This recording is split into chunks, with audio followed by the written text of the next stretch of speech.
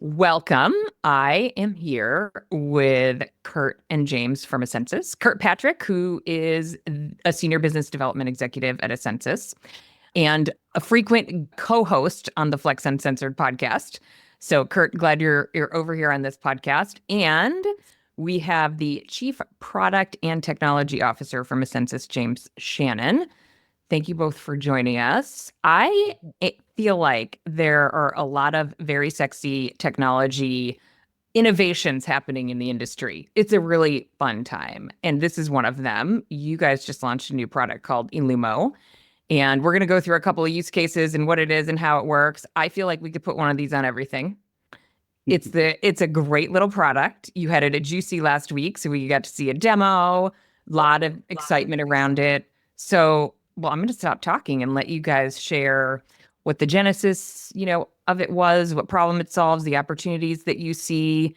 And if you're a YouTube watcher, we're going to cut in a video of it so you can see what it looks like in action.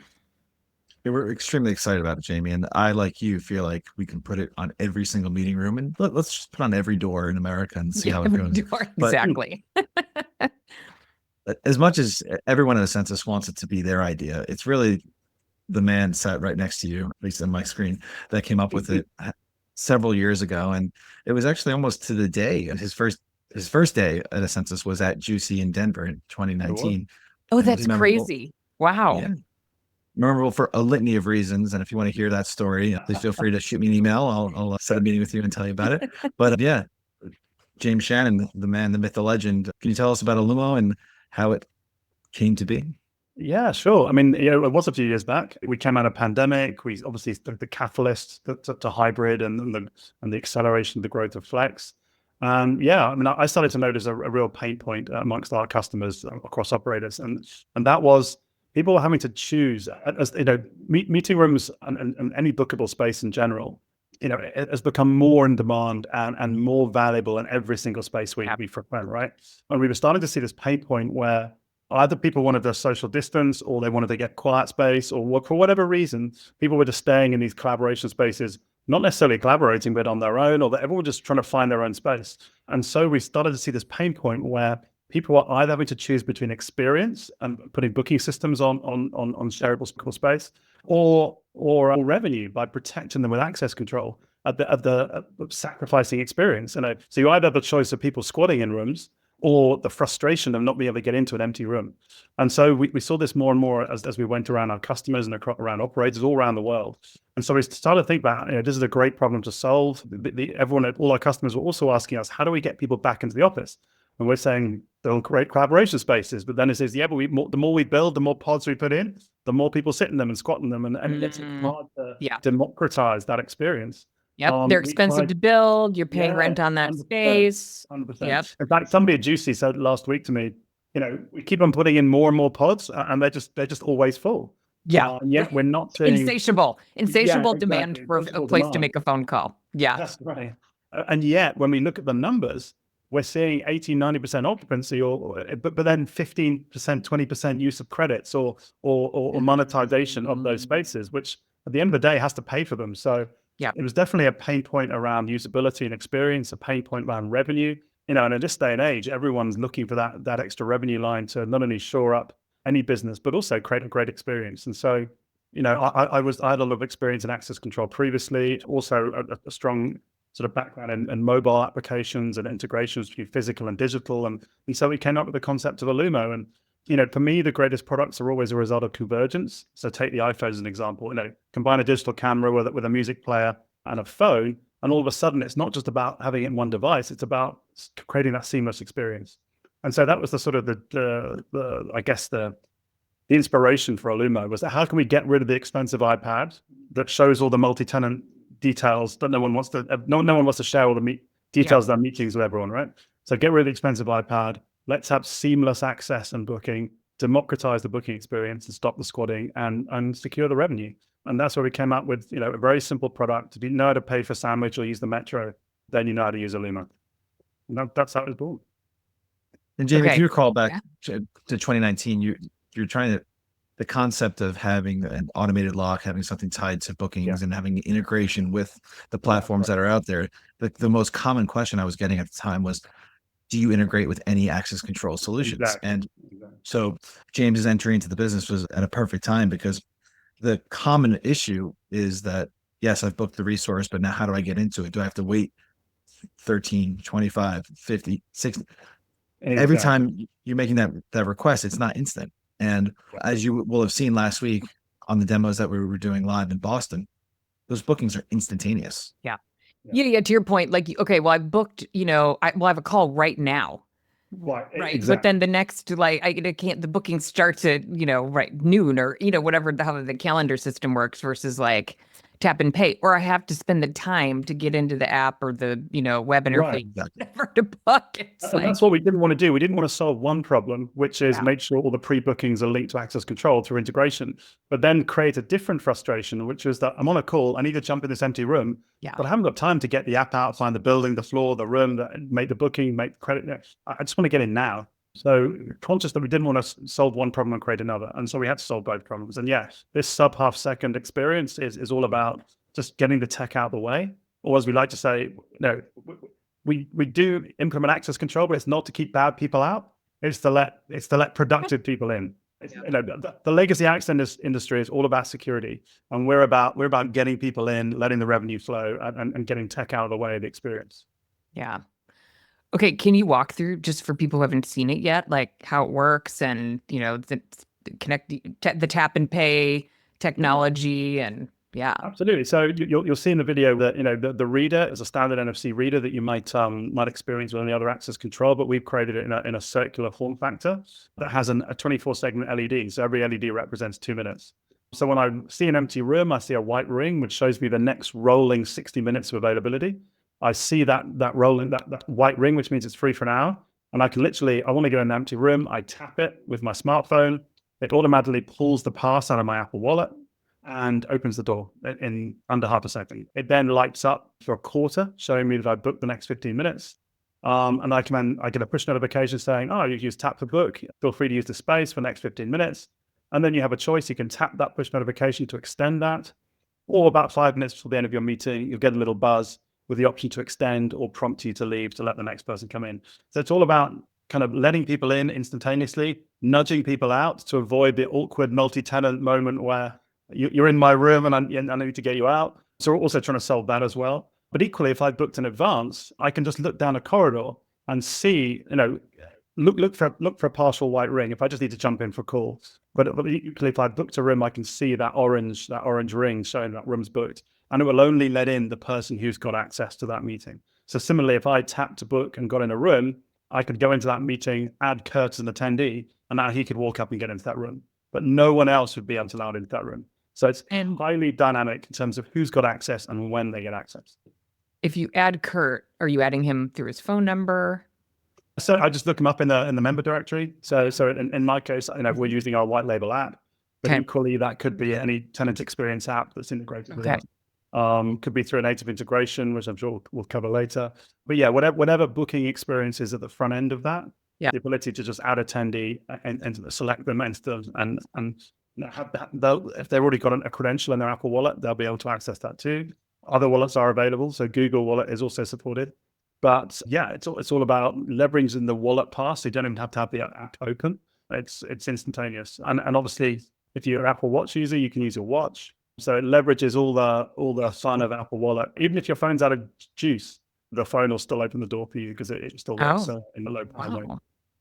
Yeah, this was pretty. I mean, Apple in 2019. I don't feel like Apple Pay was such a thing. This was that's right. So part of the reason it's taken a few years is we were kind of part of Apple's journey to Apple Access. So in the last year or so, obviously Apple Wallet for opening doors has become a thing. But that's taken us been a journey with them to get to this point. And unlike a lot of sort of traditional access control companies and traditional landlords enabling sort of employee badge with wallet, as it's called, we were coming at this from a very different direction, which is all about multi-tenant access, dynamic access. And so we worked really closely with Apple over a sort of 2-year period to make sure the experience was great, all the right information was on the passes, And they certified the whole end-to-end solution, right from our back end to our front end, the mobile app in between, the passes, the readers. So everything's been certified by Apple and obviously supports Google Wallet as well. I'm sorry. I just feel like this is going to be the next big thing, and it came out of co-working. Well, there's certainly a million use cases. I mean, we've really focused strongly on the meeting, the shared meeting use case. Yep. But yeah, your imagination can go wild on co-working spaces. People Right. last week, you were saying, why wouldn't you just put these pods in coffee shops and just use Apple Pay? I mean, they would all be full the whole time. And it becomes a new revenue stream. So or airports, or you name it. Like, exactly. I've been thinking, I don't know if you've been to a German airport, but they have these glass smoking pods. I mean, you can literally think of anything that you could book and pay totally. for. Yep. Yeah. The wellness rooms, anything. Yeah, wellness rooms, Yeah. It's totally brilliant. And they're so they're just like total like B2C design, right? Like you don't, it's not, it just feels so easy and simple. Okay. So they're space management platform agnostic, right? Because operators listening are thinking, well, what if I use DeskWorks or Office R&D so it doesn't matter. You can install one. So Kurt, you did something fancy with a 3D printer for Juicy. Yeah. So it took him all weekend. It took me all weekend. It was, the machine's actually still cooling down. It was so what happened was, and I got to give Lizzie some credit here. She said, I have a brilliant idea. Could you and room.com partner together to demonstrate Elumo live at Juicy? I think it'd be an amazing partnership. Immediately I said yes.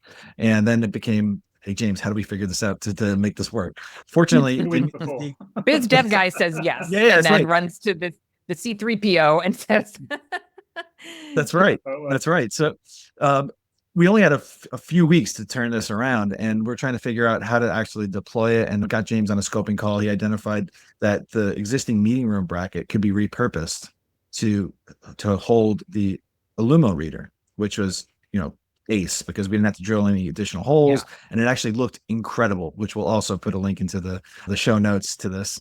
And by working with Justin on their product team, the technical advisor, we identified a couple different solutions, and like hell, I mean, James and I through Monday night were there setting it all up. And sure enough, as soon as we plugged in the Elumo controller, it came on like that and worked the entire show flawlessly. Yeah. We must have done over 100 demos of it while in show. And some people were really pulling on the handle, like to pretty try hard. To break in. And I just kind of stood back. I didn't stop them. Like, let's just see what happens. And no one broke it. Wow. No one. Yeah, it was pretty impressive. But it was a really, really cool use case of obviously taking something that's very familiar to the community.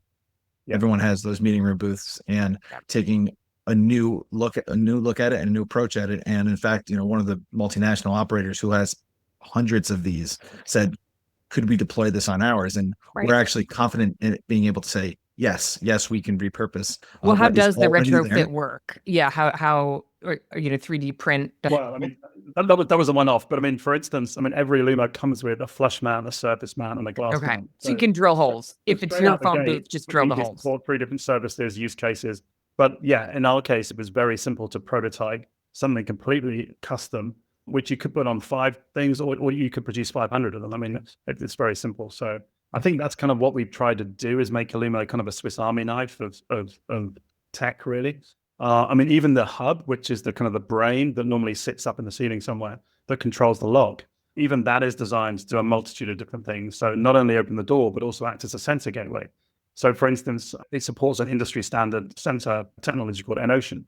And you can deploy these peel and stick ambient powered sensors to detect occupancy, room temperature, CO2 levels. So we'll get to the point very soon with software updates where if there's a no-show for the booking, we can detect that in the room and automatically cancel the booking and free up that empty space. So again, we're not creating another frustration because there's a no-show. Yeah. We're freeing up the room, and potentially you can double bill that room. Okay. Similarly, if the room gets too hot or too stuffy, we can quarantine it, put a red ring on, and alert the community manager. So again, not just feeding sensor data and letting someone else figure out what to do with it, but actually creating these autonomous spaces that start to all by themselves improve the member experience.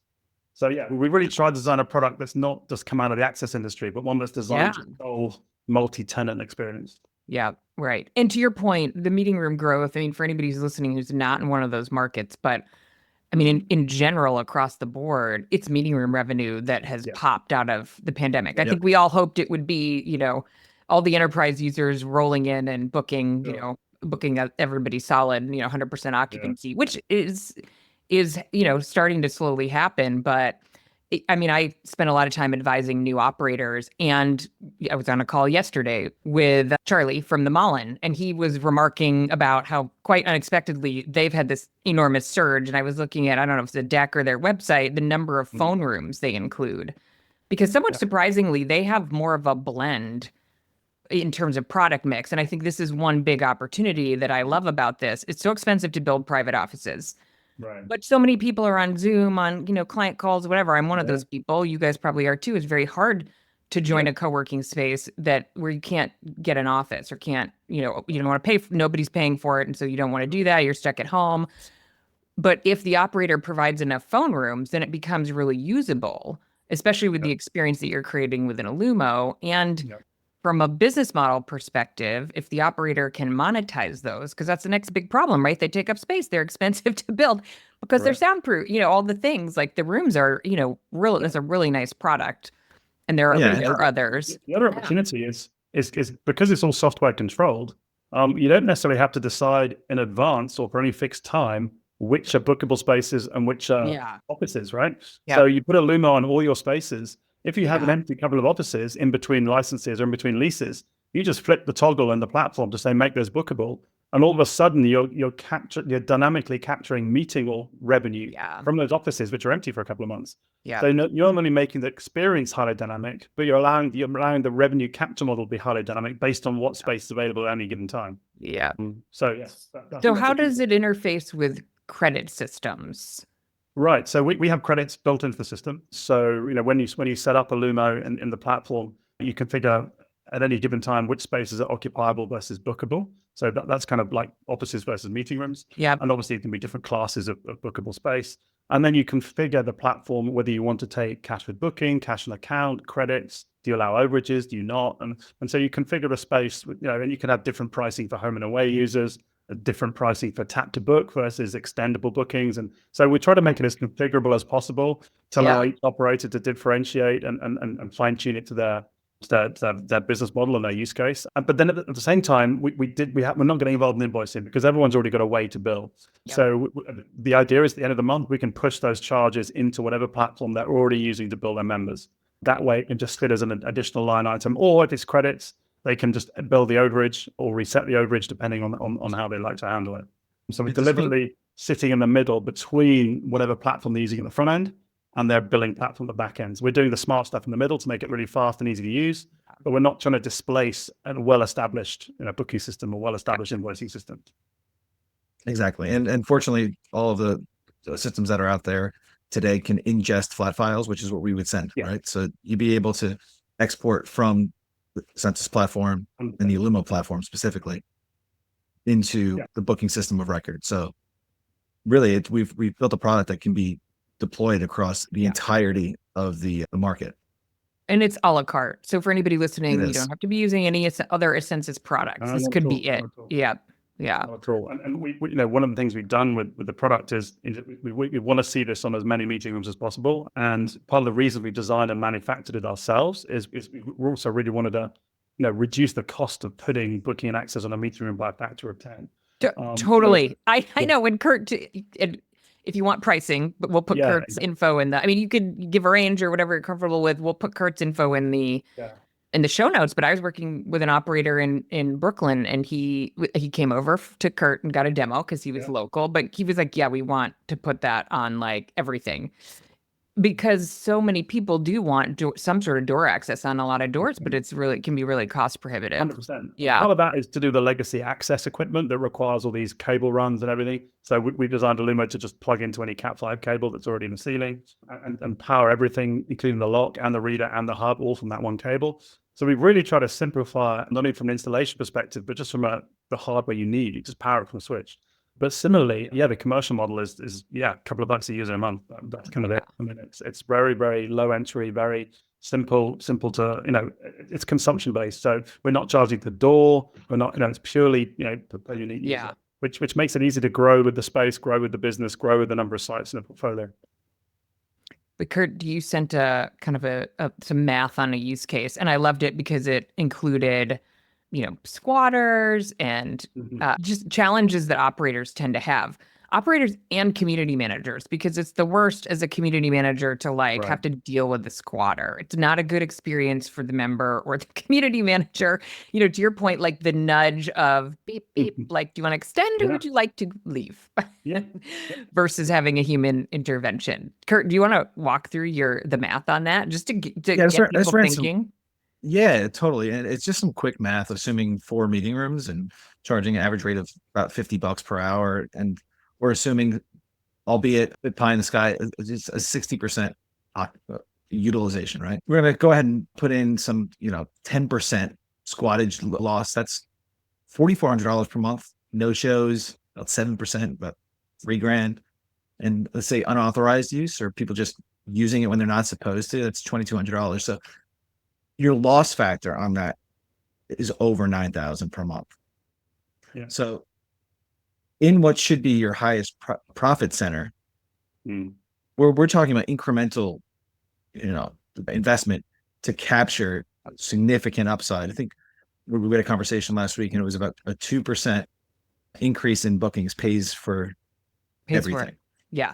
This should be ROI in days. Yeah, it should be that simple. Yeah, and we see this, right? Like FlexSpace.ai, Office R&D's new growth hub, Elumo. Like the data is starting to be there. That yes, you turn this on, and just a better user experience in the technology interface, conversions go through the roof. I think sometimes, just like in this B2B, it's kind of a B2B setting, but we just forget that those B2C behaviors follow. Nobody likes a bad interface at checkout, and you will lose people.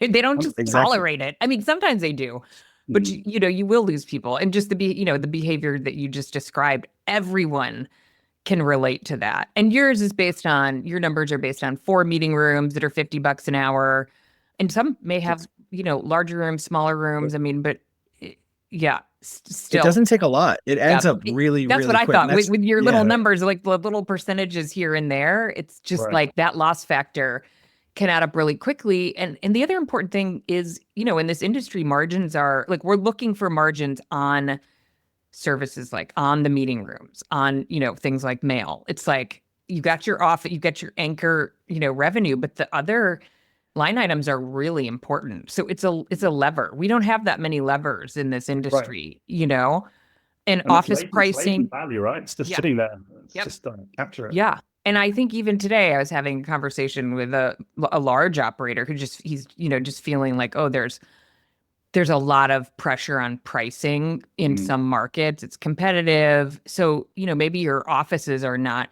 creating the output that you were hoping for.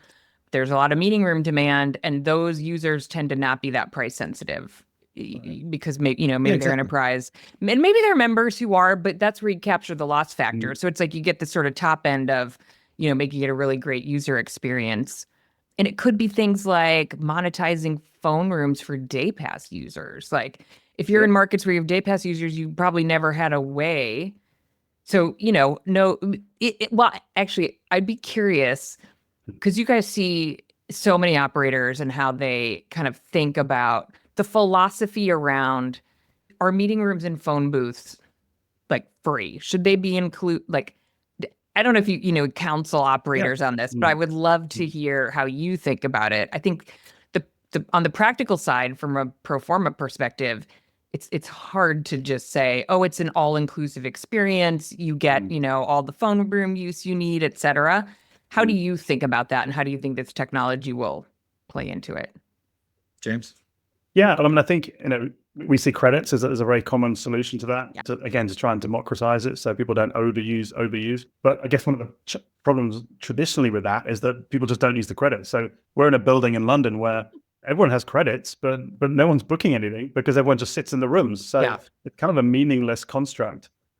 So, I think what we're going to see as we roll these out is credits becomes probably the norm. But then suddenly, yes, you get a certain amount of usage, but then you start to drive the overages, and that then becomes a revenue stream. And similarly, if I can't get a place in this building, if the experience is so easy that I can literally go to the space next door or the one down the street, and there's neither an alliance or there's another space in the portfolio of my operator. If that experience is seamless, then I'm just going to go there tomorrow or then the next day or whatever. So I think as we start to see the watermark rise in terms of expectation of the user experience and seamless booking and access, I think people will go where the experience is best and where it's easiest to get access to the space they need. But I think to answer your question, credits seems to be a really popular one across the operators I talk to. But the challenge until now has been no one ever goes into overage. Because it's not enforced. It's impossible to enforce it. So to the point where, I've seen, permissions around use of credits only given to a few people in an occupier or a tenant, but all the members are using the rooms. So it's kind of pointless. Right. So Jamie, for the prevention, so the inverse to ROI is also experience. So the experience cuts both ways. So because it's easy to use the resource doesn't necessarily mean that it's a good thing for the whole. So you can make it a scenario where you can tap to book and the first 15, 20 minutes are free. And then the person is nudged to pay for it after the fact. So you're getting the best of both worlds. You can pop into the phone booth, not worry about being nickel and dime, but also fair use becomes policed and it becomes something that you can track. And then from that, you can then go to your landlord partner and say, look, we're doing amazing. This is obviously revenues are ticking up. I need your support to build out or need to go out and buy more rooms. Then all of a sudden you have the data to back up your argument, and all of a sudden your partnerships become stronger because they have more sunlight on what's actually occurring in the space. It's not kind of sorcery behind the scenes. Yeah, I love it. Yeah, I mean, I kind of love these, the 15 minutes for a quick phone call. But if you want to sit in here and take your, full hour Zoom call, then pay for it. And I don't think the users care. I mean, there's just such a practicality level of, how the business model works. And if you're an infrequent user, if you don't have an office, your revenue contribution to the space is not very high, right? And so you're not that attractive to the owner. And yet, everybody. That's an important segment because you don't require, a physical build out that's really expensive to do up front. So I think there's maybe we'll see a shift there around expectation. Like phone booths are not just, completely, use as much, a buffet, use as much as you can when you come in, but they're there. And that's, what a lot of us need is we just need access. Happy to pay for the call, and then it'll pay for the phone rooms. And to your point, then you can match supply with demand and create a great experience. And that's why the deliberate decision that we only showed a rolling hour was that we were finding with these traditional tablet solutions, as people were looking for the phone booths that hadn't been booked today, and that's my office for the day. Just sit here, right? Yeah. So and someone will have to, be brave enough to tell me to move. That's right. Which is super awkward for everyone. Yeah. Exactly. So just showing the rolling out immediately means, okay, I don't know if this is good next. It's much harder. It's much that behavior becomes a big kind of psychological factor in behavior around shared space. Yeah. So we try to encourage the best human behavior through the sort of design and usability. So Jamie, what we're really trying to do is build a better world. That's what this is about. Yeah. It's about make elevating no small everyone's plans, consciousness.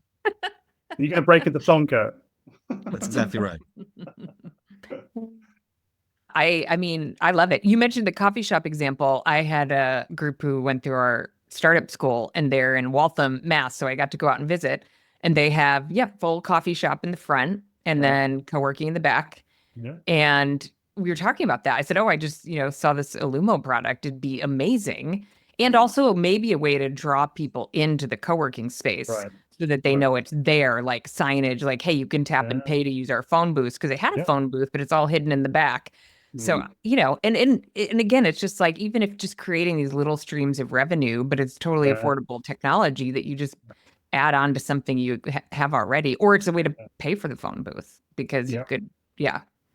And I guess that's also where wallet comes into it, because, traditionally with plastic cards, it didn't really work well to these kind of short-lived digital journeys. and also community managers, people would lose them, borrow them, steal them, Yeah. and no one lets a smartphone out of their sight. It's easy to deliver a temporary digital pass over the air.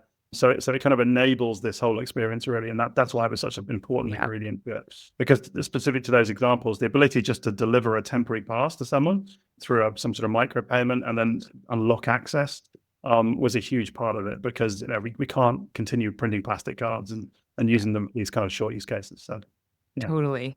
Right. Removing microplastics, Jamie, making the world better. That's exactly what we're doing. Exactly. there we go. Yep. A healthier world. And then something that James talked about a little bit earlier with the Elumo mobile app that comes as a part of the solution for, a couple pennies more. What you're now able to do is you can have those conversations with landlords to activate the rest of the space as well. We're seeing a dip in tenant kind of engagement apps. Somebody told me that tenant engagement apps that do not have a mobile pass as a component of that experience are not renewing. Whereas because why is 80%. anybody going into it? Like there's that habit doesn't get created, but if you needed it for the door access. Yeah. Interesting. Exactly. And then as a part of that, making the meeting rooms of the asset available via said mobile app now will increase bookings, and with proper policing and with the need to have, the lack of needing someone to man that space, all of a sudden the conversation gets expedited and more landlords can get on board, and we can open up more and more of these spaces. So there is a bit of a snowball effect that this is unlocked. This is, kind of a minor thing, but when you mentioned just sort of like, uncaptured use of meeting rooms, even after hours, I know this always used to be a big conversation. Like, well, how do you, do you set the expectation that members should be booking after hours? I mean, James, to your point, like maybe they're not booking really at all, but maybe they are if there's, not enough meeting rooms and they have to. But then after hours, it's a free for all.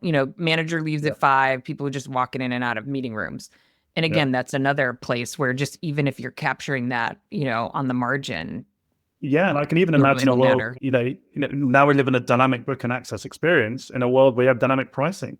So maybe these collaboration spaces are a lower number of credits or lower price per hour after on hours. Mondays and Fridays or on evenings than they are Tuesdays through Thursdays during business hours. So because it's all software controlled and dynamic, it's very easy to create those kind of that surge pricing, for busy times versus quiet times and so on. So you get into a world where you really can fine tune the revenue to demand whilst maintaining consistent experience.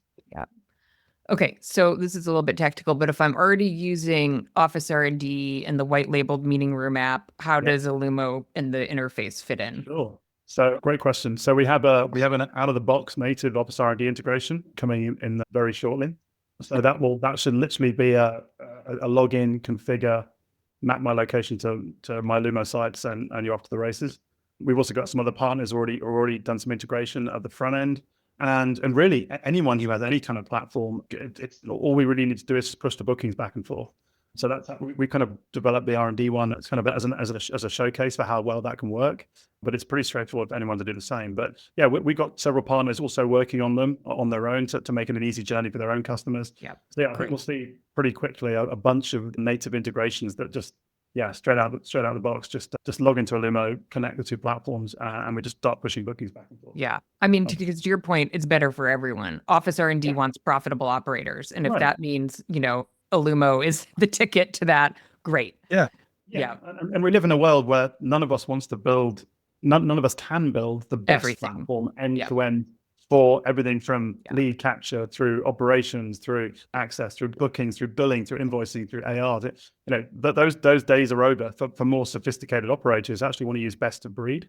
Yeah. And so we squarely target doing the best job of dynamic booking and access experience, and then play nicely with the platforms that are already well established. No one wants to rip and replace a front end experience that members are already used to. Nobody wants to rip and replace a billing system that's already in place. It's just too heavy a lift.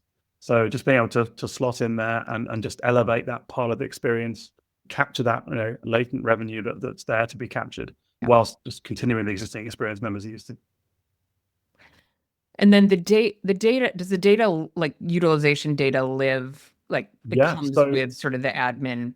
That's right. So logging into our portal, you can immediately see in our intelligence engine, see how the rooms are being utilized, who's using tap to book versus pre-booking. So you really start to get insight into the behavior of how these spaces are being used. start to optimize number of attendees versus capacity of rooms, Yep. hours of day. You start to see the heat map of when spaces are busiest. Maybe that then informs dynamic pricing. Yep.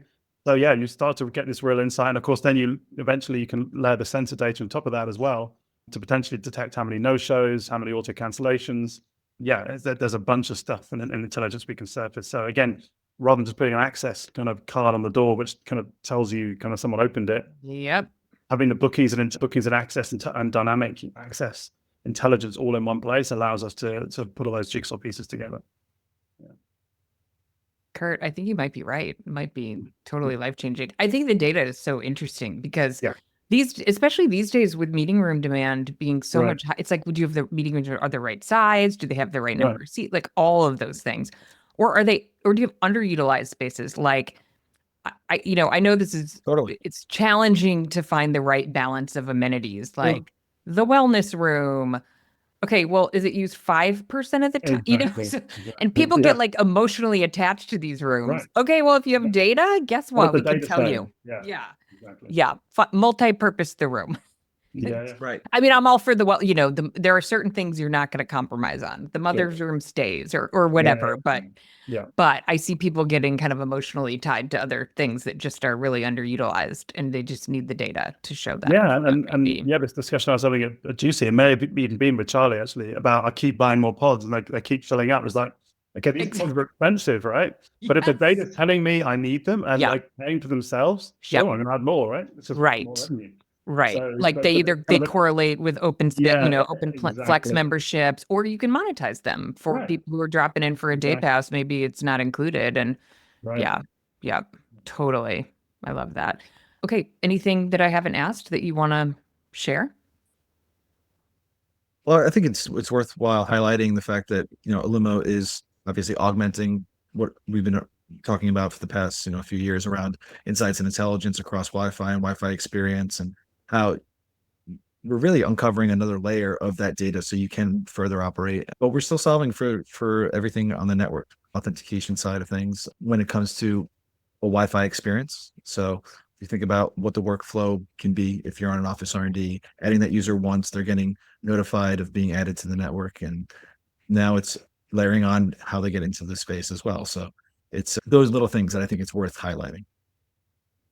Wait, so just to clarify, this is not external door access. It's internal door access. Yeah. That's correct. Yeah. Definitely focusing on solving the internal shared bookable spaces. Yeah. Pain point. Yeah, absolutely. And that's often a question we get actually is, do I have to take out my existing access control on the perimeter? Yeah. No, absolutely not. It can sit in parallel. It doesn't have to displace it at all. Yep. Got it. Cool. And I think, to your point, that seamless experience is not just about seamless booking and access. It's about seamlessly onboarding the user to both digital and physical environments. So when they add a member to Office R&D, they not only get their Wi-Fi credential, but they also get their Apple Wallet pass. So it's not only seamless day-to-day use of the space, but actually seamless onboarding, which again, the community manager and the overall experience of the space is kind of what we're all after. Yes. The never-ending onboarding checklist that you have to force people through if it's just done. Yeah. And then they just learn how to use it. And I also love that, like, the visuals of people, you learn quickly, like, oh, that's how it, it's just so. Exactly. Yeah. Again, one of the key design aims was if we see a laminated A4 sheet of paper next to Elumo showing how to use it, we failed. It's not AV. It should just be tabbed. Oh, okay, that's how it works. And that's all you need to know. Yeah. I love it.